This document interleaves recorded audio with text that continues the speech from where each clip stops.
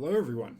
Welcome to a training seminar that I have created because I got a whole heap of questions about it, and I thought it best to put it into video format, so then people can go back, reference it, yell at me on things, the usual.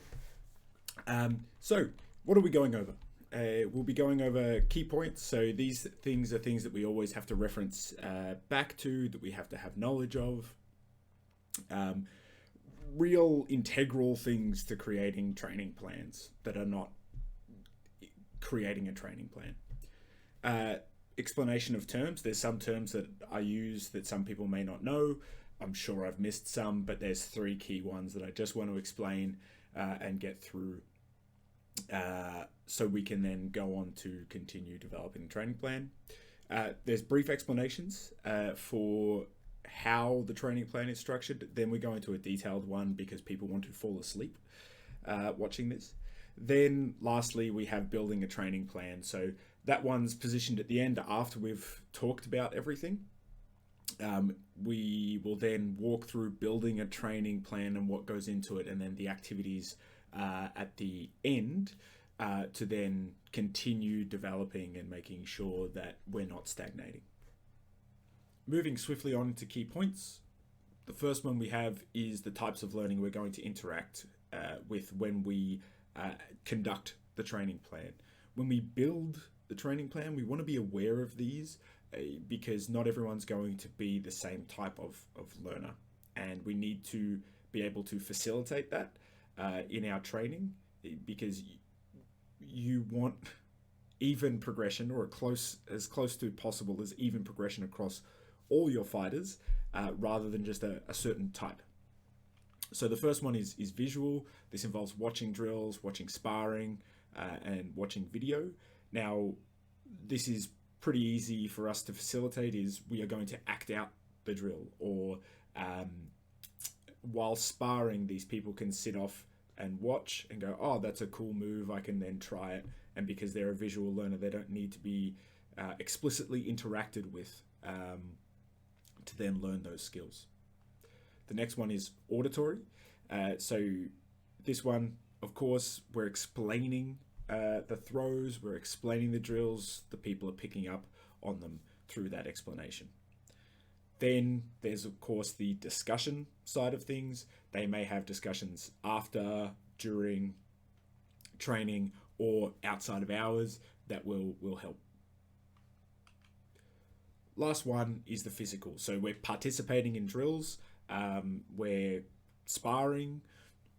These learners, if they are blessed with only physical training, are going to be some of the hardest ones to train, because instead of being able to train en masse with your visual and auditory, the physical need to get in and start doing their drills or start throwing or whatnot. They can be some of the fastest learners out there, but they need to be doing the activity to then achieve it.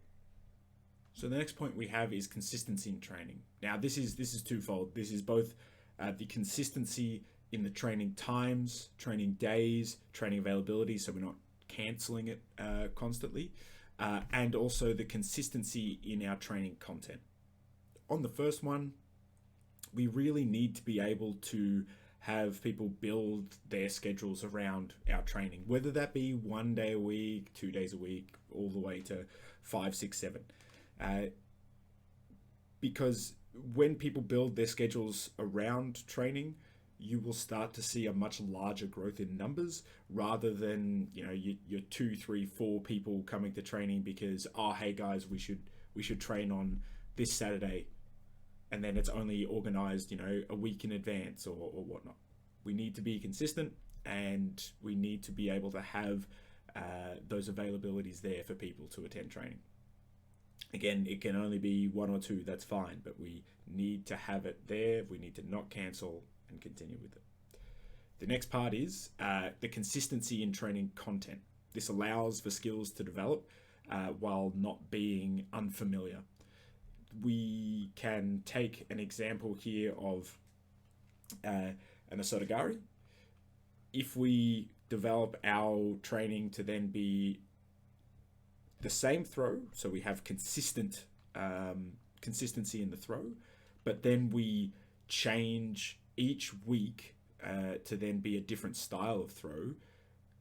While there is consistency here, there's too much variation in how that throw is conducted, and we won't get a good basis in the core throw. On our second example, we have the same throw, however, we spend 2 weeks on it each time. So we're not getting as many variations. However, we're getting a better grounding in knowledge for that throw. Now, this still has variation, although it's limited, but the consistency of the throw is maintained. We need to be careful of being too consistent, and that's why we still have that change, because people will get bored. It's a point later on. So we do need to change it up, but we cannot change it up every single week, because if people are only coming one time a week and your training is, you know, an hour and a half, 2 hours, whatever, you've got so much other stuff to discuss in that training that you're just not going to be able to get the information across. So we spend multiple weeks, whether that be 2, 3, 4, up to 5, 6 on it. So then we can get a good saturation of those skills required. However, we still need to offer variation so people don't get bored. Next key point we have is time. So we have to be aware of the time we are dedicating to our skills, movements, concepts, etc., and the total amount of contact hours we have with people at training. To assist with this, we need to think about the days of the week we've planned structured training on, and the duration of those training sessions. If someone is only able to make one structured training session a week, this training session should not differ from the other training session types of the same type that week. So we can see on Monday we have 1.5 hours, Wednesday we have 1.5 hours, they're both Buhurt. So if someone makes Monday and misses Wednesday, they're not missing out on content. For example, let's say we have a Buhurt session twice a week, Monday and Wednesday, as we had before. Person A can only make Monday, person B can make Wednesday, and person C can make both. If we structure our training session to progress day by day, person A gets the initial basics. Person B then attends the second day and gets gaps in their knowledge because they don't have those initial basics, because we've already moved on from them, or at least partially moved on from them. And then lastly, person C continues to develop. They get the initial basics, they get the expanded knowledge from the next session. However, this progression is not allowing them to solidify their skills or knowledge of what is taught, because we have moved too quickly, or in my opinion, we've moved too quickly. Some people, sure, we may be able to move that quick. If we structure our progress week by week, we still have the same scenario: Monday, Wednesday, Monday and Wednesday. This means both A and B get the initial basics, and then person C gets the initial basics twice. However, that's not a bad thing. Practice makes perfect, and we get to deepen their knowledge of all the things we've taught. So the second part that we discussed earlier is the contact hours. So the contact hours we have here, given our example previous, we have person A and person B with 1.5 hours each, and then person C has 3 hours. So at max, we have 3 contact hours with someone in any given week. Now, divide this by how many people attend these sessions. It's not a lot of time for everyone to get the learning that they need. So we need to focus these hours on what they need to be focused on. So if it's a Buhurt session, we shouldn't be learning fitness and jewels techniques during Buhurt. We can have other sessions for that. They can be done at other times. We need to stay focused on what the session is about. Now, it's worth noting that all of these skills and concepts, throws, etc., we won't be able to learn them within these contact hours ever, unless it's our full-time job, which, let's face it, that's not going to happen. Um, we need to be able to give people the core learnings, and then they can continue to develop it. As fighters in general, not just people teaching, but in general as fighters, we have to take it on ourselves that we need to continue our own development. There's no way you can do enough striking within a training session to be a good striker. It takes hours, days, years of constant work. I skipped 1 month. Of constant work to develop that skill. We can't expect that will happen within our training sessions because there are other skills that we need people to develop. So next up we have is freeform. Freeform is a pretty important part of training. It allows people to broaden their own skill set by working on skills that are applicable specifically to them. As a quick example, going off script for this one, I used to teach a lot of things in accordance to my height and my weight, throws, etc.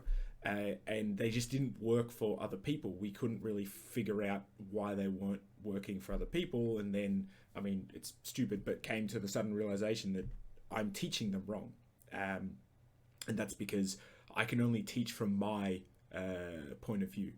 This is where freeform helps, though it doesn't solve the issue. You still need to be able to teach from multiple points of view. This is where freeform helps, though, allows people to kind of explore those things that you were teaching and do it their own way to a degree. So this could be in the form of a new throw, modification of the throw setup that happens generally outside of hours, but we put freeform within our training plan to foster this. And it's a fairly expansive topic, so we're going to be discussing it later on. I don't really have any fancy graphics for this or anything, so here's Blastoise. Having freeform components in your trainings allows for the expansion of knowledge and helps new starters understand that not everything comes from the structured lessons, as we talked about before. We need to encourage this in our clubs to make sure that everyone is not a mimic of one another.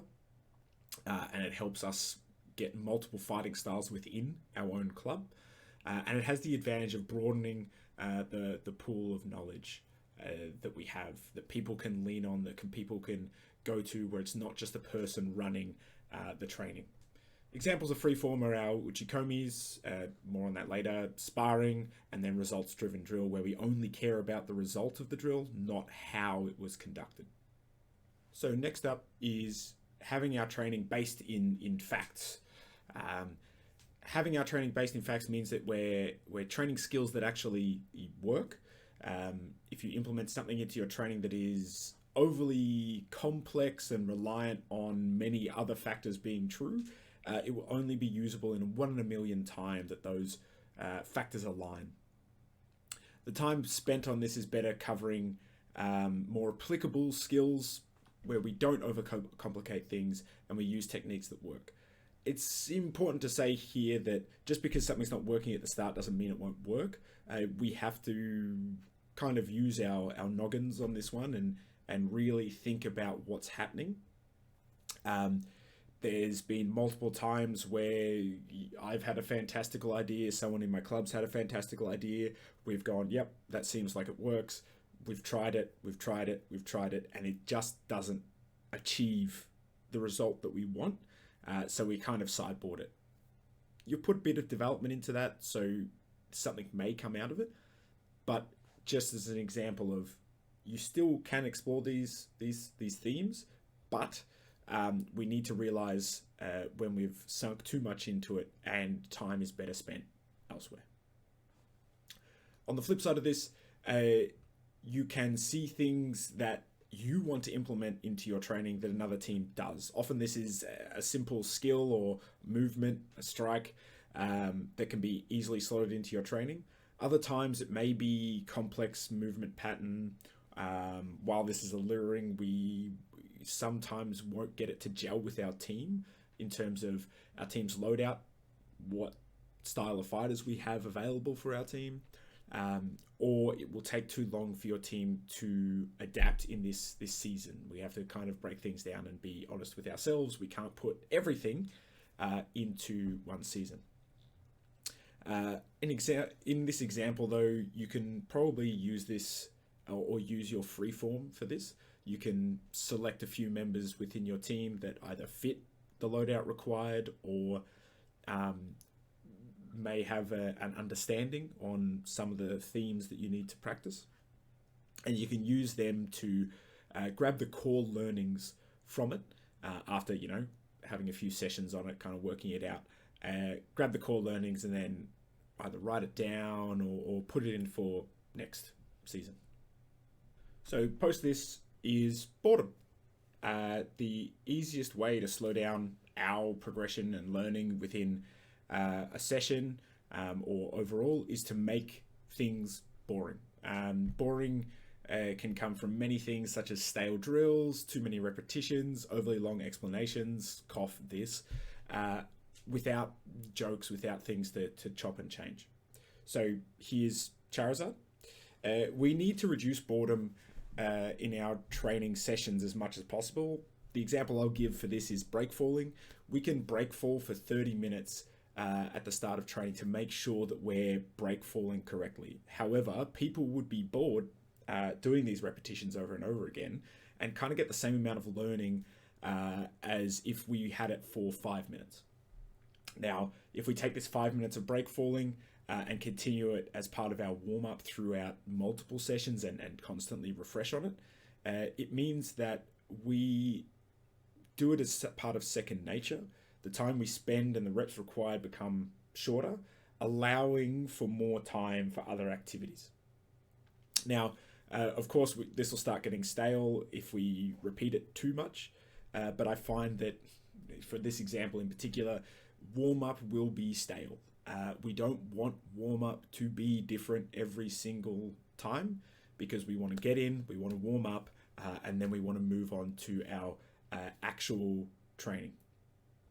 When it's not inside warm-up, we can offer progression on things like this that are repetitive. The example I'll give here is for throws. So we can do a throw. It can be the bloody 12th week we're doing this throw and we haven't offered much variation. That's stale. That's getting old. We want to offer progression. We want to offer variations to the throw, not straight away, but as things progress.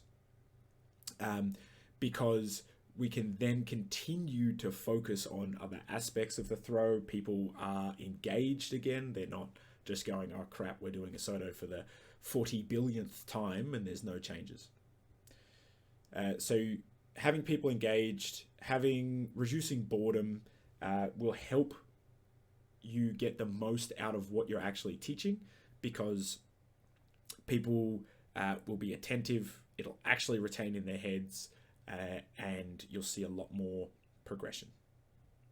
So next up, we have the explanation of terms. Now, these are terms that I know at least one of them people won't be overly familiar with. So I just wanted to add some explanations before we go into our deep dive. The first one is stress. So I define stress as the amount of things a fighter has to be aware of while learning the themes of the cycle, or you could use the amount of physical activity a fighter has to do while learning something. So as an example, for learning a throw, we have week 1, the fighter needs to only perform a throw. Week 2, the fighter needs to perform the throw and then assist a teammate. Week 3, the fighter will need to do what we've just discussed while also defending from another fighter and communicate with their teammate. Week 4 is live fire prac. So we are not just going in and going, cool, we're just doing a sparring session. This is a result-driven drill. We want to have the throw used during this drill, and then we monitor it and call out the mistakes post-completion. So we allow the fighter to achieve the goal, but then call out, okay, we did this wrong, or we need to fix this, etc. just adding those layers of learning. Next up, why do we increase stress? So we increase stress to ensure that the learnings have sunk in and are tested under scenarios that are closer and closer to real life scenarios.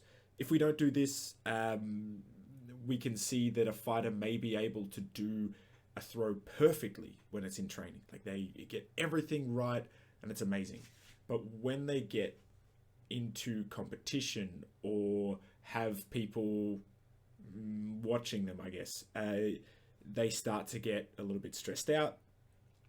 They start to not be able to achieve the throw or the version of the throw that they can during training. So we want to put them through stress, but we don't want to have it complete from the start. So on to the next point is, why not just have 100% at the start? So the first one is injury. With more stress, so when we have more things to focus on, there's a higher risk of injury. People aren't going to do techniques that are that they've just learnt with, let's say, a complete safety record. They're going to be mistakes. So we want to give them a low stress environment to perform those skills, and then slowly increase it over time, ensuring that we can use it while we're under stress.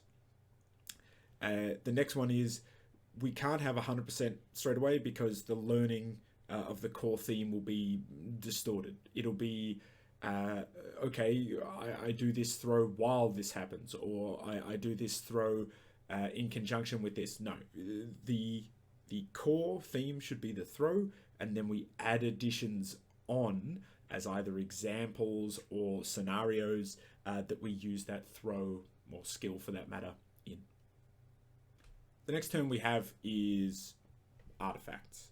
Now, artifacts are the skills, the concepts, the throws that we have learned during or will learn during our cycles, the time in which we are training. We use these to track what we've learned over the year or month and capture where everyone is at. So let's say someone was able to make month 1 and month 3. They would be working with different artifacts than someone who had attended month 1 and month 2, just for the nature of the person. The first person didn't attend month 2, so we learned things in there that they won't know, and vice versa. So these are important to have some knowledge of. We don't need to track them, line by line, dot by dot. We just need to have some knowledge of them, so we're tracking what we can do, how we plan our next months, our next cycles, and figure out what we're missing as a club, as a team, in our overall skill set. So we can use artifacts at the start of the year for planning. So what are the throws we want to focus on this year, learning from last year's meta, what's likely to come up? What are the concepts we're going to learn? What are we missing? What was identified as a gap in how we were fighting? Also, what are the skills we were missing during this year and we're going to need going into next year, kind of knowing that the meta is being perpetually developed and changed. We need to be able to preempt that with what skills we're going to need. So having the above will allow us to provide our goal for the year. We'll be able to set it up, I guess, hopefully at the start of the year. But we should not plan the year out. So we should only ever plan 1 to 2 months ahead. I've used macro cycles in here. That's a bad term to use just yet.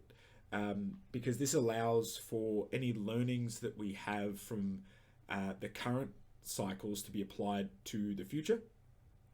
And also when we're in season, we're going to have competitions, which are checkpoints that allow us to see how we're performing, how certain skills, concepts, etc. have soaked in, and we can then adjust, albeit not a huge amount, from there. Lastly on our list of terms is the meta. So the meta for our purposes is what is currently popular in competitions, good or bad. So when we're looking at the bad, we need to make sure that we're aware of things that may be dropping off given the next tournament or the next season. Teams, conferences may do things that just don't work, and people realize this, and then they start dropping that off in favor for other things. We need to be able to at least have a glimpse of that so we know not what to prepare for. We can focus on the things that are, let's say, of threat, are good to us going into a new conference, world titles, all that stuff. So the meta is constantly evolving and is different the world over. Australia will have a different meta to the US to Europe, and so on. Generally focusing around what is working, the meta will inform you what needs to be taught in and ahead of the meta. Now, we're preempting it here. We can't always be accurate with our predictions, but we need to be able to take those risks and devise ways to deal with things that will be coming up in the next season or next tournament that a wide range of teams will be using. So it'll help us foresee what will be coming up against in competition and how we can mitigate that. Now, we can go with or against the meta. Going against the meta has worked very well for some people, or some teams, I should say, because it just wasn't expected, and they found a way that it works. So we talked about it before, doing it in free form of grabbing some people, really just smashing one particular topic, throw, movement, etc., and getting it to work, getting those core skills out of it, and then putting it back into your training. So then you now have something that no one else does or very little people do, and can use it in competition to great success. So as an example, a very quick one, the 2015-2016 meta of Buhurt formations was a straight line of 5 fighters, or a line of 4 fighters with a pole arm at the back. When we look at 2017-2018, we can start to see the meta shift away to the now popular 2-1-2 formation. And this is the general evolution of Buhurt, of any sport for that matter. We also have new rules that have come in. We've had the tabletop list. We've had being able to throw people while touching the ground. All of those things will change the meta as we go on. Following the meta is not a hard and fast rule, however, observing it is. If we don't observe the meta, we'll often find ourselves unprepared for competition, and we'll have been training things in silo without external influence and context of what we're going to come up against. So there'll be a particular move or throw that works because it preys on something that we have trained because we're dealing with old information, or we've just come up with it ourselves, and we'll go into a tournament thinking, yeah, awesome, these 3 years of training this will work really well because it works really well against our own club. Then you go into your tournament and you get smashed within the first 10 seconds because everyone already knows what you're doing. Everyone already knows how, dare I say, to counter that. I hate that word, but how to counter it. And they've already got that in their toolkit, so they just smash you very quickly.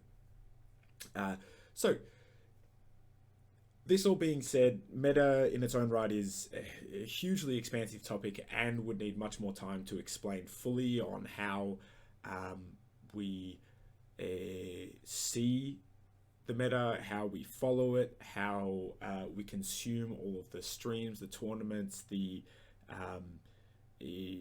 how even training videos that are coming out that are very effective, how we consume all that and devise what the meta is, what's applicable to us, and what we can do about it. We just don't have time for that here. So unfortunately, not going to keep expanding on that. Now that we've discussed our terms, we can now move on to the training plan, a brief explanation. Now, this is where people will start to fall asleep because there's a lot more words on pages. I've tried to make it as chopped up as possible, but if you're having trouble concentrating, here's Subway Surfers. Look up a stream, put it in the top right hand corner of your page, and then you can remain focused on the rest of the seminar, as I've called it. So, training plan format. How do we format this? What are we going to do? Now, the format of your training plan will depend on how many days you have and how much time is available to you to train, or your club to train. While there are many ways to format training, there are a few items that need to be looked at in any of these ways to format. Three of these are the meso, macro, and micro cycles. What are these? So, a mesocycle, that's your big chunk, your season as a whole, or your year. Oftentimes it'll be referred to as a year because it's just easier. People don't have to remember as many terms. Your macro cycle, these are your training blocks within the season. Generally, we want to keep these as a month, or in my opinion, we keep these a month. Again, it keeps things easy for people to remember. And then lastly, the small parts of your blocks, so a month, 4 weeks. So every week is its different microcycle that we're going through. Now that we have loose knowledge of the cycles, we can then now discuss how we create a training plan based on them. So when we're creating a training plan, we consider the 3 cycles like this. The mesocycle is what's the current meta, what's emerging, how do we place these items into our lower macro cycles. In terms of planning for the mesocycle, we should always be aware of the past, present, and future. The past is what have we done before this month? What artifacts do we have, and how can we build on them? The present is what are we focusing on in this month? When this month is done, what artifacts are we coming away with? Or what is currently pressing for our team to learn that we need to before X competition. Then we have the future. So what is and isn't working this month? How do we predict what we're going to come up against in future competitions, and how do we prep for that? Then finally, our gaps in skill. I've included Subway Surfers. We're still focused. We should be good. So this gap in skill are things like we may not have a throw that allows people to throw people on the list. That's kind of silly, but it happens.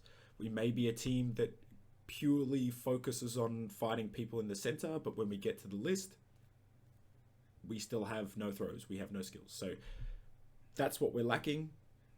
Next month, we need to put in a throw on the list. We need to start learning and breaking down that throw. Next up are the macro cycles. So these are generally your months. These are what themes we're learning this month. So we have our throws, our concepts, our skills or drills. The building of this part may be identified from weaknesses from last month, so they may not relate one-to-one with the previous month. So we're not just building on here's an Asoto and then we learn a variation of Asoto this month. It may be that, like with the previous example, we still don't have any throws that allow us to throw people on the list. Let's get one of those. When planning these, we always need to consider what artifacts will everyone come away with from this month. Just like with all of these, is the artifacts are a core principle for this. Then, lastly, we have our microcycles. So, microcycles are where we look at what stress we should be placing on people during this training. If it's the first week, it's a low. If it's the 4th week, in this example, it's high.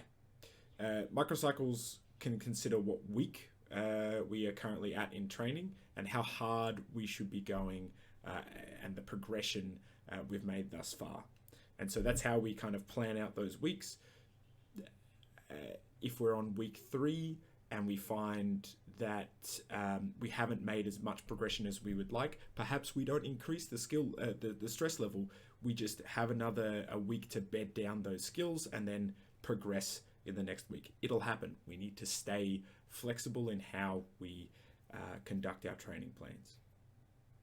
Now that we've learnt a little bit more about our cycles, we can now move on to the themes of the cycles.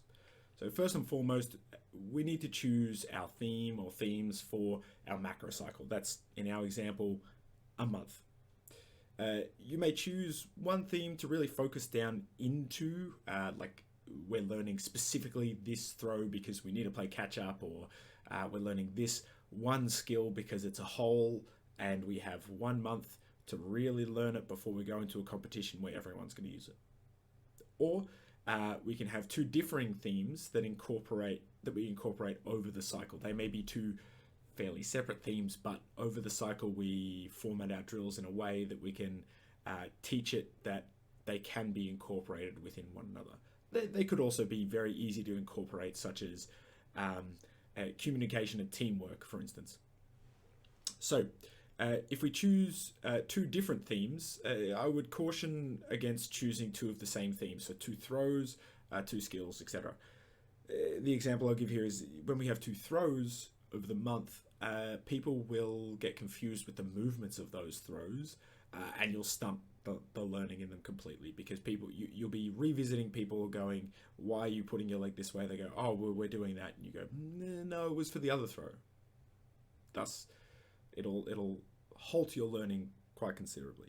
So choose two separate ones. As an example of one theme, we'll choose Sotogari. So this allows us in week 1 to learn the basics of the throw and the body mechanics used. Week 2, offering progression, we further expand on setups for those throws. Week 3, we add in variations to the throw. And then week 4, finally, we have live fire practice. So we are continuing throughout this month to develop the Osoto. We're not just stagnating on the one subject, but we're also not broadening it too much so it's confusing. For two themes, let's choose Osoto and communication. And so in week 1, we learn the basics of the throw, like we are doing with the previous example, and the basic call-outs that can go accompany them, or they can be simple call-outs that everyone needs to learn. Week 2, we continue with the body mechanics of the throw, and then add in our situational drill for the call-outs. Week 3, we continue with body mechanics and introduce some live fire prac. Week 4, we have situational drills and live fire. With the above examples, we can see that we choose two themes. When we choose two themes in a cycle, the Osoto's progression that we chose in the previous example is stunted by needing to use the time on two different themes within that session.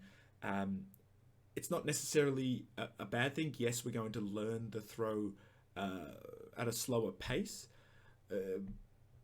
but oftentimes when we progress just a singular throw in 4 weeks, people are going to lose focus. The progression on the throw isn't going to be up to our standard that we set. So offering variation in more than just the throw will oftentimes be much more beneficial, because we're using the contact hours we have with people much more efficiently. So we might ask, when do we use one theme? I gave some examples. When we start to move on into concepts, after we have a base of throws and other basics within our kit, we can then move into singular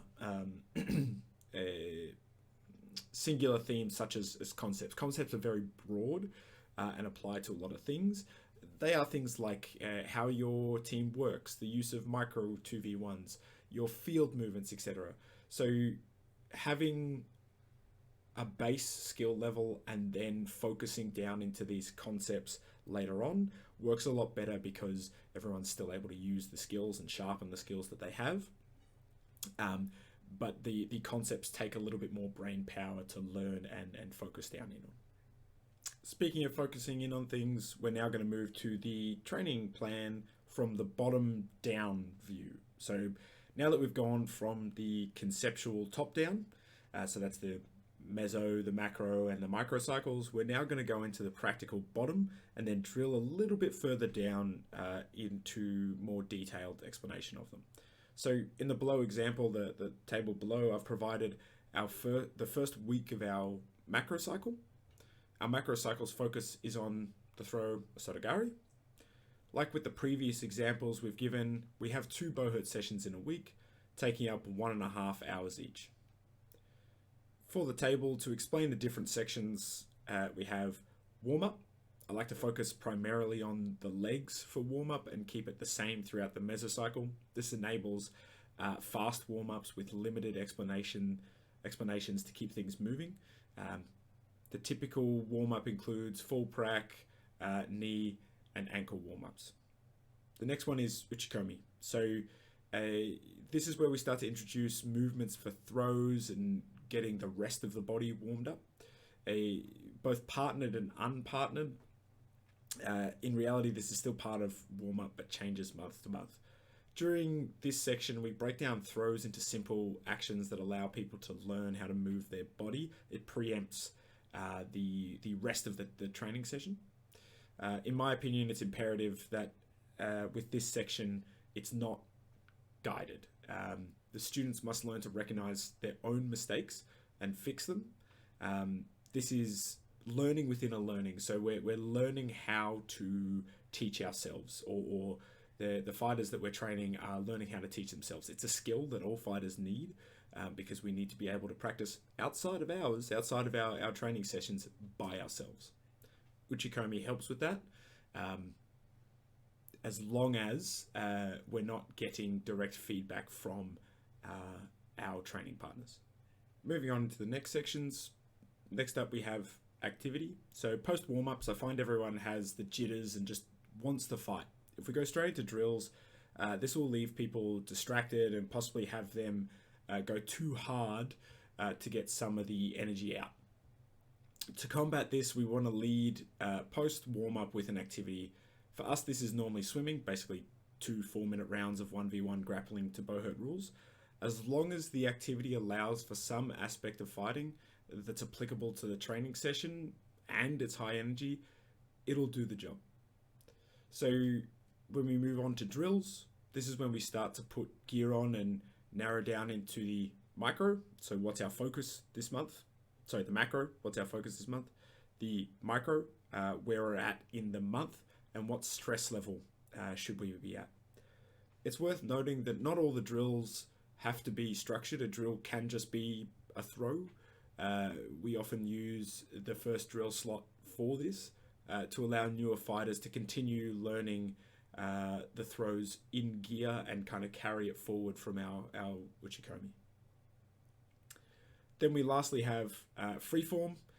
So freeform is placed at the end of training, and it allows people to use throws that they may not have practiced. They may just want to continue sparring. They may just want to discuss things. We often put a 2 to 3 minute timer on and just have rounds for sparring, and then also just declare open mat. So this allows people to discuss. If they want to continue sparring, they'll spar. If they want to do some Uchikomi to kind of nut out what is wrong with their throws, they'll do that. It's important to have this here. We're going to drill down into it a little bit later on. So now that we've discussed the training plan as a whole, let's go into some finer details of each section. So for warm-ups, we always need to relate back to their goal. Their goal is to, or in my mind, is to reduce injury while we are doing the core activity we are here to do. So if you're here to train how to fight, they should not be a 45-minute session of complex stretches and exercises. Your warm-up should be kept simple and effective in relation to what you're doing. In the previous slide, I talked about the scope of warm-ups I conduct. We do break falls, we do knee and ankle warm-ups. This is because most of the injuries you will get will happen to your legs and while you're throwing or being thrown. To this point, we want to limit our exposure to the risk in these areas so we can then warm up and move on. The warm-up phase of training will continue through Uchikomi. However, the core focus of warm-up generally takes about 10 to 15 minutes to complete. Moving on from our warm-up, we go into Uchikomi. As you can see, Uchikomi is a fairly expansive topic by the amount I've written here, but we'll continue with the scratching the surface on it. So, the Uchikomi section is a rather expansive area and can be used for multiple purposes, from cardio and power to form practice. For the purposes of our training plan, it serves as a way to get students moving, warming up, and practicing the throws we'll do later in the session. So allowing for that carrying forward or the consistency of the throws or skills that we're utilizing within the week, the month, etc. Uchikomi, we focus on the throws that we are focusing on for that month. It's worth noting here that we use our Uchikomi, for the use of our Uchikomi, I discourage any discussion when we have partners. We want to focus on our own movements and corrections that need to be made to these. This is a key learning point as it starts to develop the self-learning and analysis that fighters need. Some people won't come to training with that and need to either be taught or reminded of that we don't have enough time or enough contact hours within our weeks to have everything resolved by someone else, nor should we have that expectation. We need to be able to perform some self-analysis and realize what's going wrong and attempt or be successful in fixing it. We can get external analysis on our throws later on in the training session when we start to drill them. This is kind of where we get that our partner or the person running training starts to say what's wrong or offer solutions to the throw itself. We split Uchikomi into two sections, unpartnered and partnered. Then we split this into a further 2 to 3 times shown below. Now, this is just how we do it. It's not how it's done everywhere. So we have unpartnered. We focus on the macrocycle throw and the previous throw that we've done, or refresh on a key throw. So during this time, we have the throw that we're focusing on in the month. Then we could have the throw that we focused on last month, or we could have a throw that we need to work on for a competition coming up, or we know that we're going to run into that throw in that competition, so we need to refresh on it. So that's what we put here in the next section, is a predetermined throw. It's not quite freeform just yet. Next up is partnered. So when we start getting hands on another person, we still have the macrocycle throw, we still have the previous or refresher throw, and then we also add in freeform. So this is where we start to get our first little glimpse of freeform within our training session. It's important. We need to be able to develop as our own fighter, and having this within Uchikomi where people can utilize a body and practice the throw that makes them is our first opener into broadening the skill set of our gym, our club, our team, etc.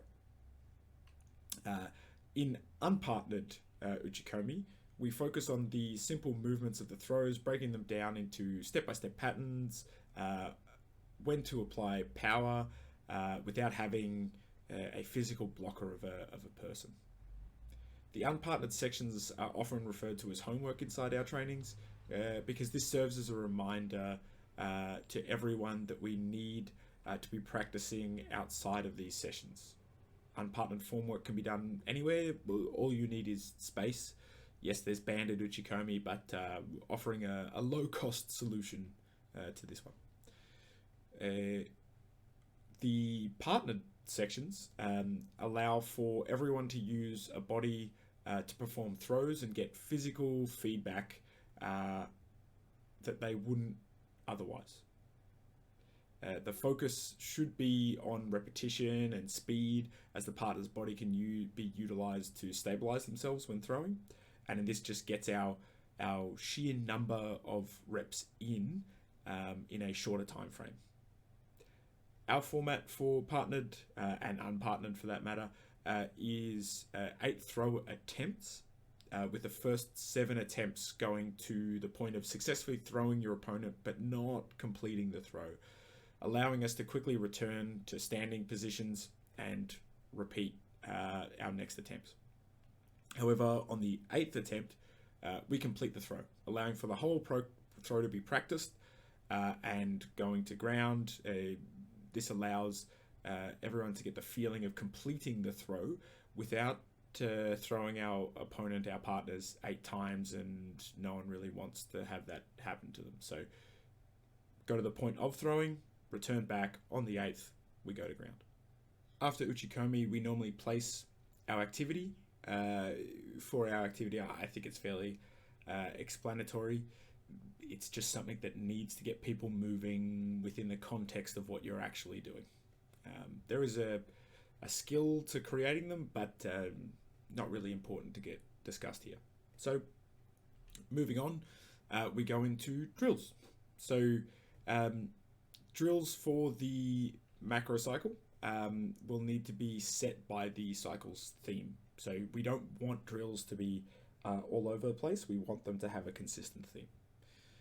So drills should not only progress on the macro level, the month level, but also on the micro level. We'll get to that in a little bit. When we talk on the macro level, we want to increase the stress of the drill over the month to ensure that we have enabled the use of the skills learned in simulated stress environments that mimic fighting. This is done by starting with a core skill in the week 1 and then adding additions to it throughout those weeks. So for example, we've got our week 1 already here. We're learning a core 2v1 takedown. It's 2v1 on the list. We communicate together and perform the takedown. Week 2, we still have the same takedown drill, but we add an additional takedown before that. So it's now really a 2v2, but we have a successful kill in the center of the list. And then the fighter has to navigate to that 2v1. This adds a little bit more of the what we do prior. It adds the situational element to it. And it's not just we're starting in the 2 versus 1 position. It allows the precursor actions. So then week 3, we have the same drill again. We're just building on it. We've added a fighter once the 2 versus 1 started. So the kill still happens. Then they move into the 2 versus 1. Then an enemy fighter comes along. So this enemy fighter's job is not to enter into the grapple. They're there to provide hits, distractions to the 2 people performing the 2 versus 1, ensuring that they're well aware of it's not just us inside this tiny little environment. There's plenty of other people who want to kill us. So we've always got to be looking around. We've always got to be aware that people can come up and hit or involve themselves in the grapple that we're in. Finally, on week 4, we have the full drill plus the added fighter can now grapple. So what this does is the one of the 2 versus 1 can throw people at the start of the drill. Also, if the 2 going into the 2 versus 1 fail at performing the 2 versus 1 fast enough, there's another person coming along that they can now grapple. They now grab one of them. It now turns into 2 1 versus 1s. So we have now added the time constraint, another stress that's on the fighter, to perform under pressure. We need to go through, do this drill, do it quickly, do it efficiently, so then by the time someone gets freed up and comes over to assist in this, we've already got the kill, or we're already through to get the kill, and we can deal with that other person. So with the above, we're allowing for the core skill that we want to learn, the 2 versus 1 takedown, to be learnt with progression and a steady increase on the stress involved in the drill, rather than having it the same amount of stress throughout that month. So in week 2, just to revisit, an additional throw has been added to achieve the 2 versus 1 scenario, and then we have the movement into the 2 versus 1 scenario. Week 3, we add an additional fighter for the 2 and the 2 versus 1 to pay attention to. This kind of goes back to our basics of what we need to do and how we perform things in a Buhurt scenario, scanning if people are aware of it. And then week 4, we now add further threats. So the person who's coming in once the 2 versus 1 starts can now grapple and throw people. In addition, the 1 versus 1 on the list at the start of the drill, that's the one that turns into a 2 versus 1, the enemy can just throw the other fighter. So again, another time constraint. There's ways to perform this drill where we can guide people through it and essentially tell people that they've stuffed up early on. So if we place it in week 2, we can guide people through it instead of just providing the situation. But this is just an example of how we build upon the same drill. We get consistency. We don't have to explain the whole drill or a new drill every single week. So we claw some of that time back that we would normally be utilizing to explain those drills each week to then get more reps in and add more stress.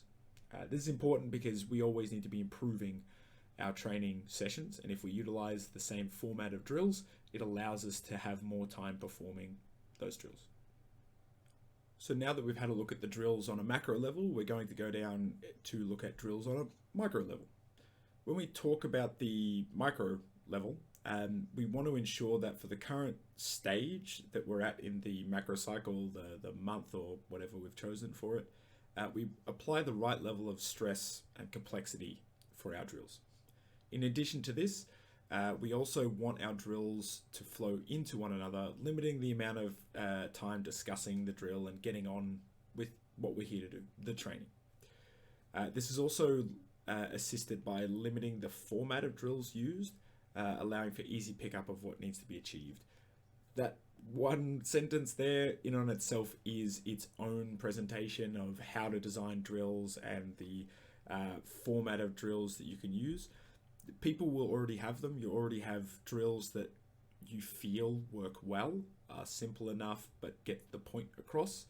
You can generally turn those drills into other drills that allow you to practice further skills or concepts or throws, and you can keep the same format. That's what I'm talking about here. That allows us to just get on with training because people already know the format of the drill. Possibly not the content, but the format of the drill. So for our example, we have our drill 1. It's the throw of the month, or the macro cycle. We're using a Soto. This is when we chuck gear on. Nice and easy, we're drilling it. This is our external information coming in now. This is the person running the training, reviewing people's throws. This is the partners reviewing people's throws and offering feedback. Drill 2, we start in with a 2 versus 1. So we've learned to throw, and now we're going on to a 2 versus 1 that utilizes components of that throw. Arguably a humper bump is an Soto into the list, that then flow freely in. The addition that we're adding here is the teamwork aspect, possibly some communication and some other scenarios like with what we created previous slide. Then, lastly, we add a 2 versus 2 on the list into it. This allows the use of an Soto. This allows the use of a 2 versus 1 within that drill, but gives people enough free form to start doing them their own way or having the randomness of sparring and prac inside a drill to increase the stress level. As I've shown there, this is typically what we would expect to have within week 2. We're pretty relaxed and chill on the first 2 drills. Yes, we can increase the intensity of them. But then once we hit drill 3, we start getting into a lot more, there's punishment for your actions. A lot more other factors can come into it and happen that interrupt the drill that you mid-drill have to deal with. So, as said before, the above example is a simple example for using the throw that we have drilled and carrying it forward throughout the entire session. Drill 1, we drill the throw of the month with gear on. We need to drill both in and out of armor to allow the learning of the core movements out of armor and the subtle corrections for it in armor. It just helps step that learning. It eases people into it a little bit more.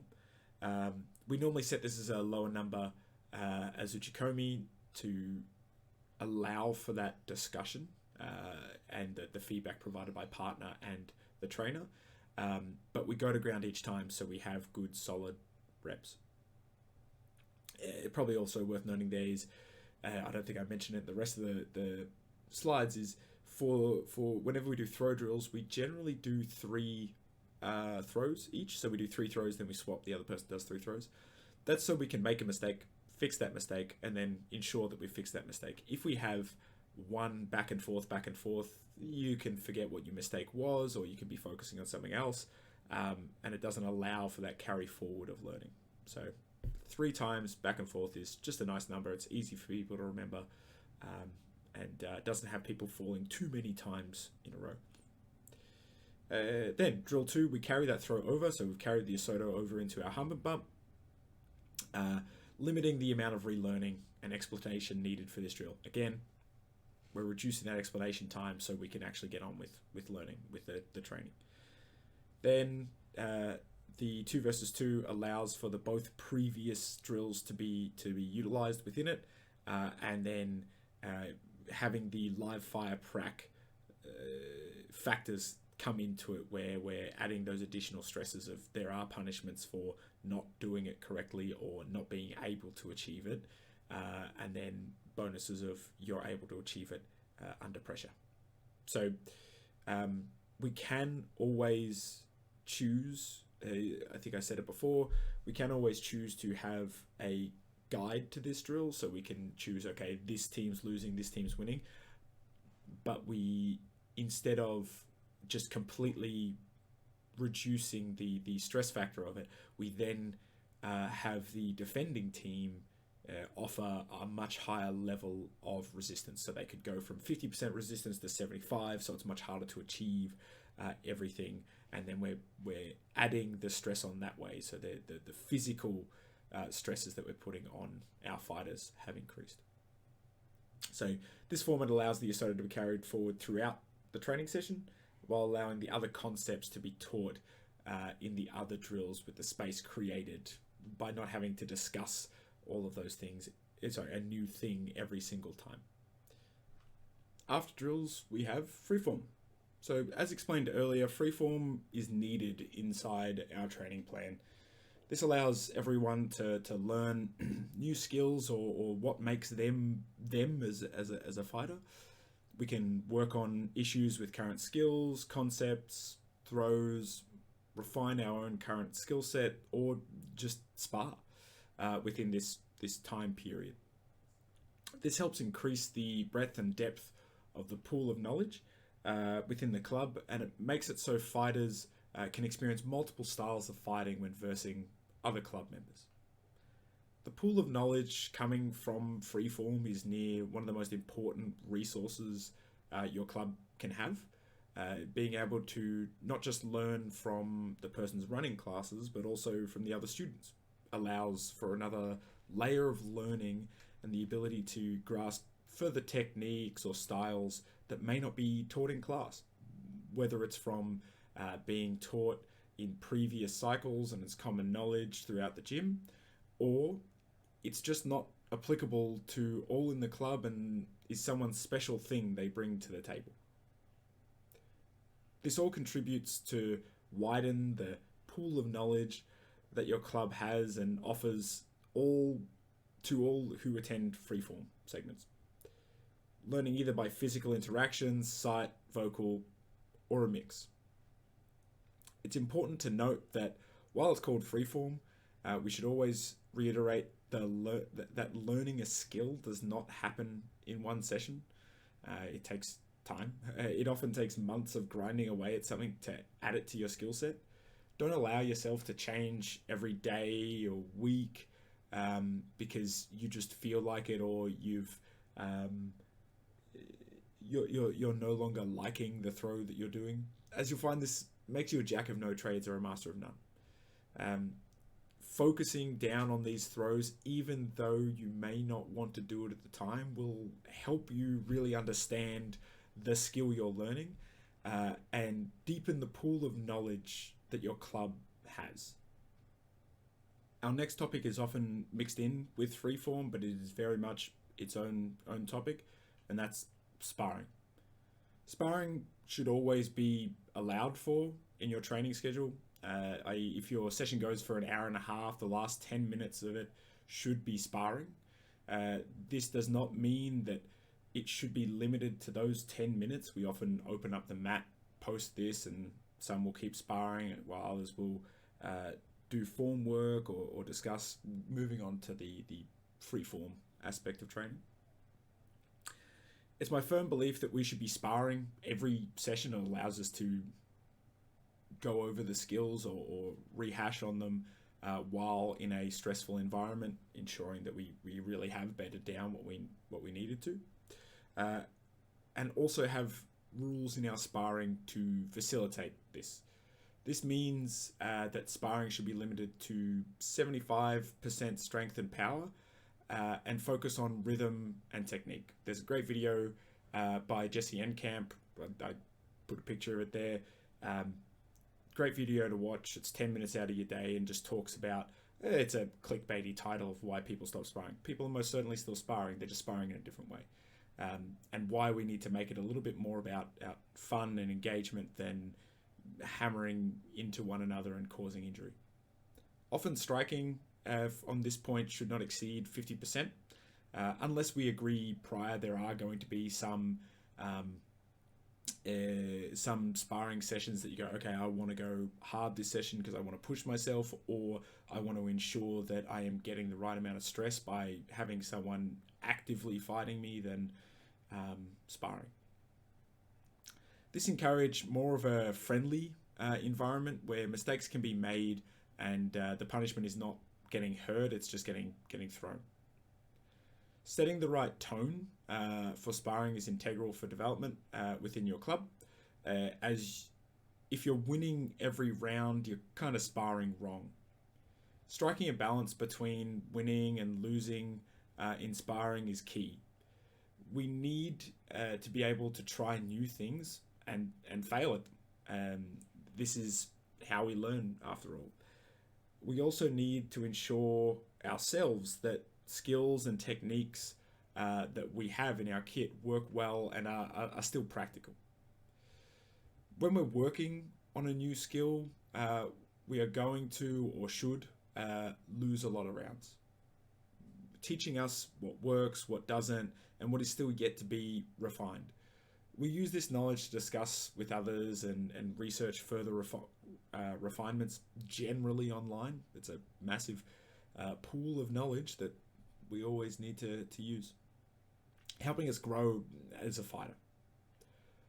When we're leading into a competition, or we feel like we just need to sharpen up a bit because our core skills are getting a little bit loose, a little bit blunt, this is when we should focus on our core skills, and our aim should be to win the rounds. We still need to practice this. It's not a bad thing to practice aiming to win, because guess what? We need to do that in competitions.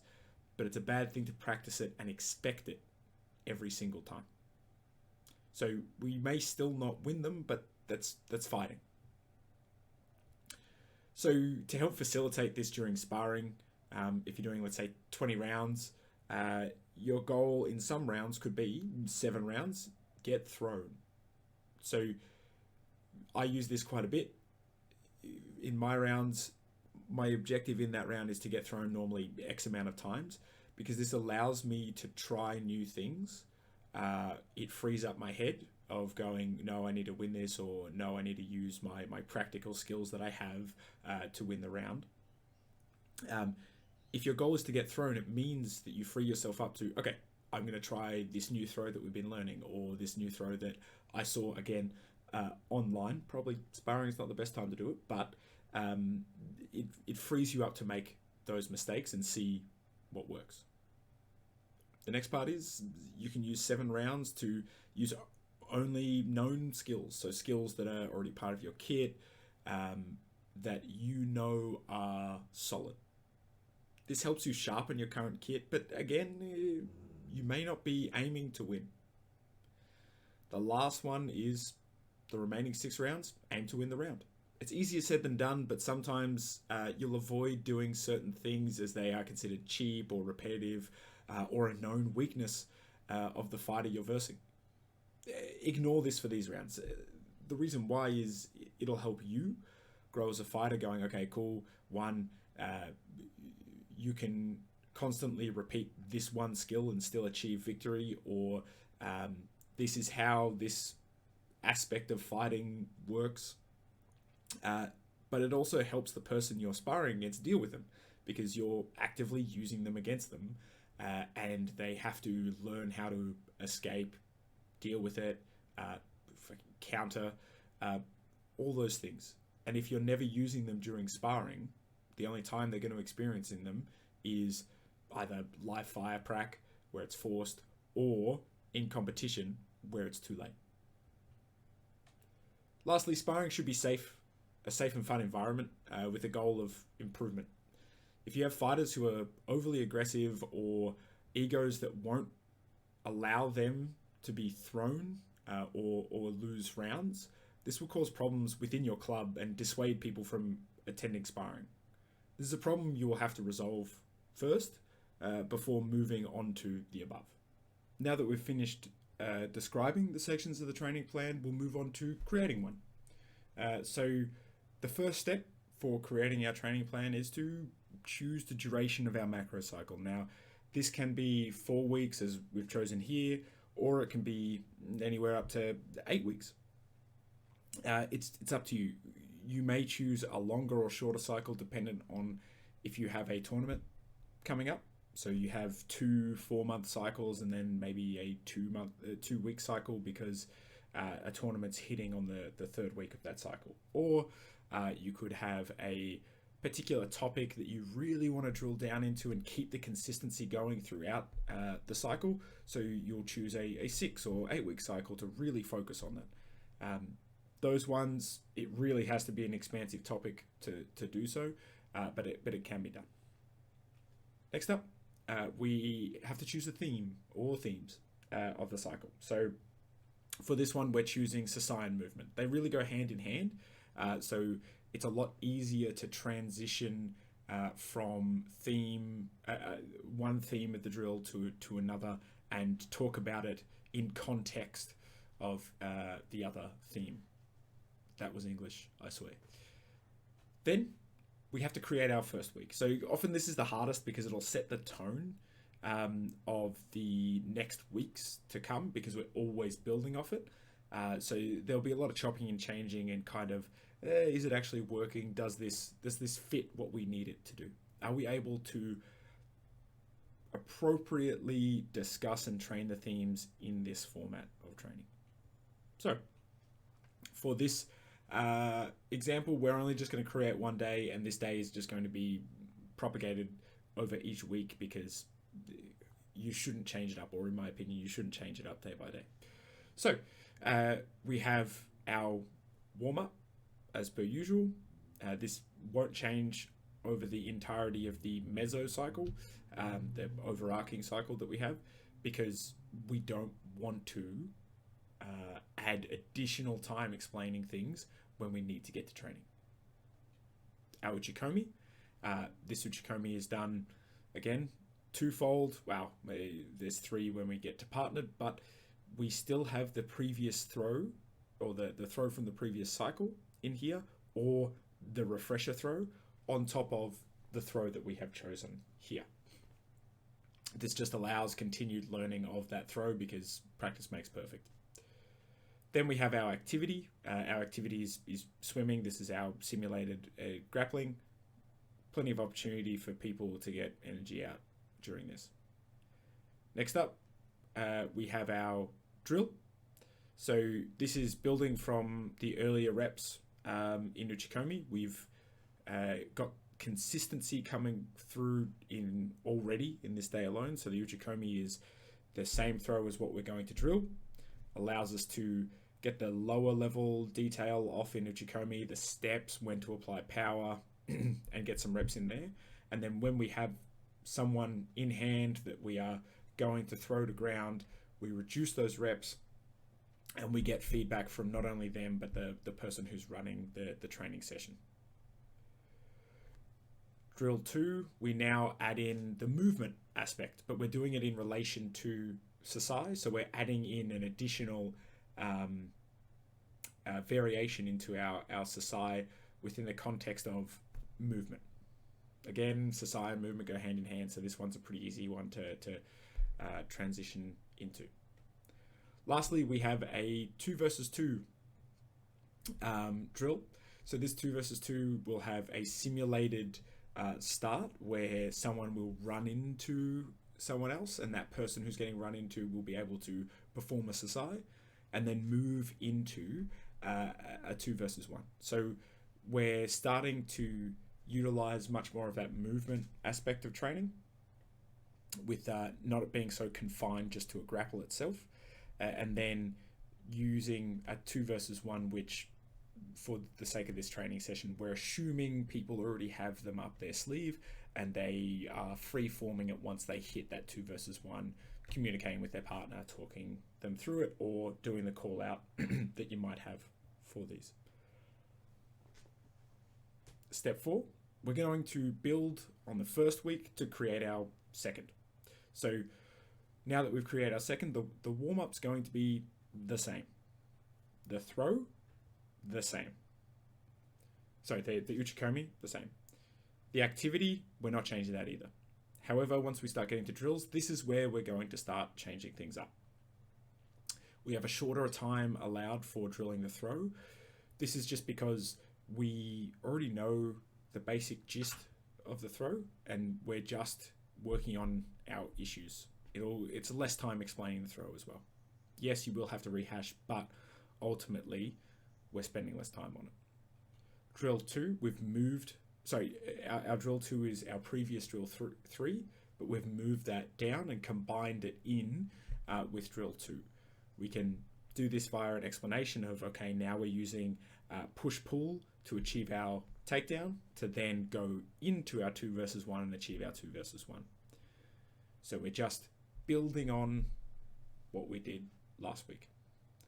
Then we have our 3 versus 3. So while it's a coincidence that we're increasing numbers of partners by 1 each drill.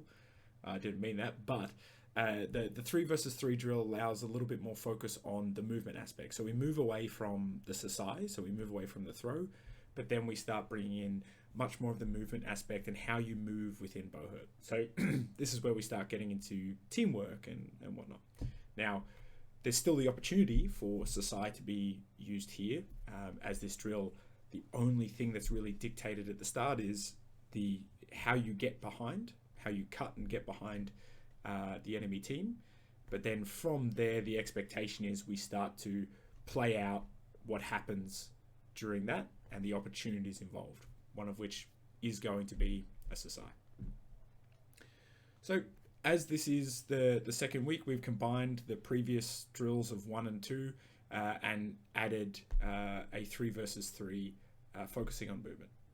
This new drill increases the stress of fighters, allowing them to use the skills they learned in week 1 under a little bit more stress. So that's week 2. We'll move on to week 3. We build from our second week to create our third. Again, going with that theme of creating drills from, or merging drills, I should say. So our warm-up, our Uchikomi, our activity, all the same. Drill 1. We now start to add the variation of push-pull into our throw prac. Because we've done 2 weeks on the same throw, we start to just put some more variation in. And the variation is, okay, we're going to start taking that push-pull concept and put it into when we're drilling that throw. Next, our previous drill 3 remains from last week, and it just gets pushed back into the drill 2 slot. Again, we're not really changing too much. We're adding the stress of, okay, guess what? Anything can go wrong now. The predetermined cut and run behind is the only thing that we're simulating. The rest, we're now getting into live prac. Then post that, what we're doing is we're adding in a movement, let's say, I won't say strategy, but an initial opener movement for our team. And these question mark drills are generally, we involve everyone during training. This is mostly because our mat isn't big enough for, if we have above 10 people at training, we can't run 2 sessions at once just because our mat's not big enough. So we try to involve everyone up to the point of 5 versus 5. We're now working on a movement pattern where we're understanding further how to move as a team and what can be achieved solely based on movement, with pretty much no throws incorporated. It's just a push. And so again, the tail end focuses a lot more on that movement, while the start is the nitty-gritty of the throw. So week 3, we see the combination of push-pull mechanic into the throw itself, keeping the progression in this space. We've done 2 weeks on, let's say, the naked throw, and then now we're adding the progression here. While not having to relearn additional details, we've added in a question mark drill. I just call them this, to then help movement to be further incorporated into the training plan. This also has the added benefit of, while we're doing these question mark drills, we always ask everyone to continue training. So while the drill may only involve 3 people, we still need everyone inside the drill, but they're essentially just fighting as if they are doing the position inside a competition. So we need to now build our last week. We're now on to week 4. We should be seeing a lot more stress on the fighters than, week 1, week 2. So we build on that week 3 to now have a little bit more involvement in sparring or live fire drills. Our first, it remains unchanged because we're now still continuing with that variation. The next, we've now moved our question mark drill up. So now we can focus on that and the movement of that. It still has the core concept of our cut and run behind, but we're now progressing that concept a little bit further. Lastly, we go into team sparring. So we've had our throw and our movement being taught over the course of the month. Now what we want to do is, okay, let's do some more proper live fire prac where there's no situation given. It's just however many we can get in there at a time versus however many we can get in there, and run through it. The idea for this is the people who have been involved in training will have it fresh in their minds, will want to practice it in a live fire scenario, so they'll go forward and do it. Oftentimes you'll have people doing the same thing at the same time. That's a-okay. It just adds to the chaos of it and makes it so it's a little bit more accurate to what's going to happen inside of Buhurt. So we've reduced the overall constructed drills by 1 because team sparring isn't really a constructed drill, to allow for further increase in stress. That's coming from that sparring aspect, and for us to test how well the learnings of the cycle have sunk in. It's worth noting that the question mark drill, always with these ones are carried over multiple cycles. It's not just we visit it once and it's done. They are fairly complex to run, but are well worth it in the end once you start polishing them off. So now that we have created our training plan, we need to review our cycle as a whole to ensure that we're giving the themes and skills enough time, but also that we have the consistency there still. We can see here these are the days that we've created over week 1, week 2, week 3, and week 4. And the color is just showing when we start to change those drills. We can see it's fairly gradual, so we're doing pretty well. Over the course of creating this training plan, we may have thought of new ideas, new drills, new skills that would be good to include. While this is a good way to identify things that need to be worked on, we shouldn't allow this to fill our training plans with too many themes or changing drills. We only have a limited amount of contact hours each week or each cycle for people to learn, and we need to keep things consistent so we have good saturation rather than many little themes here and there that get worked on for 15 minutes and kind of fall by the wayside. To combat this, we always review our training plan as a whole to make sure it doesn't contain drastic changes throughout the cycle that would kind of stunt learning. If you have a drastic change, people have to relearn something, or you have to explain for an extended period of time something that then stops that learning, or at least slows it down, and you can spend half an hour in a session explaining something, and that's half an hour lost of actual training. Listening to explanations is actual training, but not half an hour. So looking at the above example, we can see that we only introduce one new drill every week. Some of them we're combining, but they're still the same drills. So limiting the amount of information someone has to process while continuing to learn in the previous drills. This may seem like a small change on paper, so we're only changing one each time, but in session we're still condensing the previous weeks of learning into the current one within a shorter amount of time. So it is actually, I won't say drastic, but it is a decent change week in, week out. We can see that the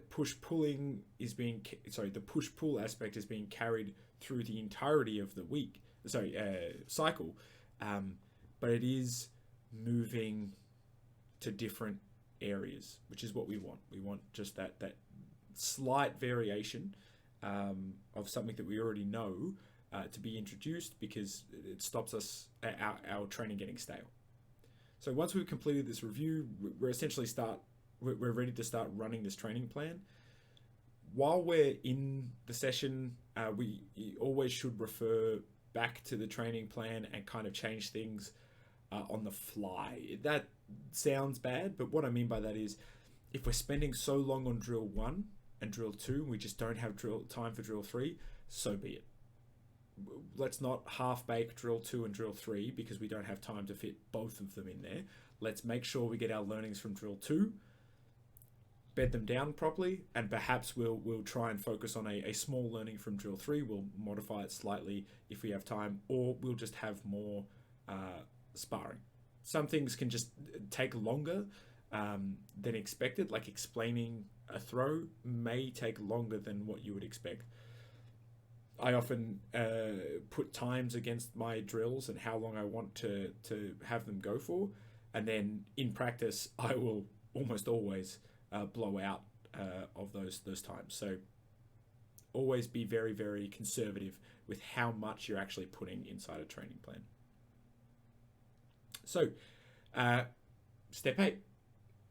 Once we have conducted this training plan, so once we've actually got it moving and we're fairly into it, so week 4, maybe the end of week 3, we want to perform a retroactive on it. So we have a look at it post and go, what worked, what didn't. So this step is required to continue your training plans over the course of your chosen mesocycle, so your season. Here we review the training plan with the knowledge of how it was conducted, what worked, what didn't, and what needs more time to develop. When we have this information, we can then go ahead and plan out our themes and structure for either the next cycle or the cycle after, depending on how you've created your plans. If you find that the throw you are learning still needs some time to sink in, feel free to do another cycle on it. Yes, it'll be a little bit changed up, but whatever's needed. Or if it's not a lot, you can continue it, as I've said before, as your second uchikomi to allow for further development and changes here and there. While it won't be guided development, it will surely allow people to spend a little bit more time to understand the throw. So some drills may have worked well and you want to continue them, or you may not have some drills. So you may have some drills that may not have worked too well. This is where we start building up a catalog of drills. You all should have your own little black books of drills or little black spreadsheets of drills that work, that you have at your disposal, that then you can use in next cycles. Now, remember, it's the format of the drill that's important, not necessarily the content, because we should be able to remove the content, place some more content into that drill, and it should work fairly the same. That's what, for me, kind of determines a good drill, is we can use it on other things and it gets the point across and people really understand the theme being taught. When we look at the distribution of time, we may have found that there's too much sparring and not enough progression on skills. We can then change it up and reduce how much time we're spending on sparring, and instead of drills, change how much time we're spending on sparring and then favor the drills more, just to kind of push that through. We're learning from our mistakes. Having this retro will be in a good position to then create further training cycles. We just need to make sure that this knowledge continues. We don't just lose it. Like I said before, we should have our own little black books and spreadsheets, because we are going to make the same mistakes over and over and over again if we're not tracking them. So we've got to make sure that we are learning from our mistakes and continuing that knowledge. So with that, that's pretty much it. I think it'll be about, I don't want to say how long, because I don't know, but that's a decent amount of information. I'll probably call it off there. Thank you very much for watching. I hope you enjoyed my makeshift Pokemons that I made. Any questions, feel free to call out. I'll try and answer them as best I can. At some point, I'll put myself on the hook. I'll create one of these for creating drills, and there's a few other themes that I have to go over. But again, thanks for watching. Hopefully you learnt something.